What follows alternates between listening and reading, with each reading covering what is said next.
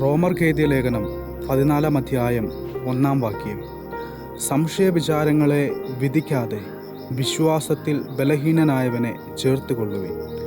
എല്ലാവർക്കും ഒരേ ആത്മീയ വളർച്ച അല്ല. ചിലർ വിശ്വാസത്തിൽ ശക്തരാണ്, ചിലർ ഇപ്പോഴും ബലഹീനരാണ്. അതുകൊണ്ട് ബൈബിൾ പറയുന്നത് വിധിക്കരുത്, ചേർത്തുകൊള്ളുവിൻ എന്നാണ്. ഒരാളെല്ലാം തിന്നാമെന്ന് വിശ്വസിക്കും, മറ്റൊരാൾ ചില കാര്യങ്ങൾ ഒഴിവാക്കും. ഇവിടെ ഭക്ഷണത്തേക്കാൾ പ്രധാനമായത് ഹൃദയത്തിൻ്റെ നിലയാണ്. നമ്മൾ പലപ്പോഴും മറ്റുള്ളവരുടെ വിശ്വാസത്തെ അളക്കുകയും വിമർശിക്കുകയും ചെയ്യുന്നു. പക്ഷേ യേശു നമ്മെ പഠിപ്പിച്ചത് സ്നേഹത്തോടെ സ്വീകരിക്കാനാണ്.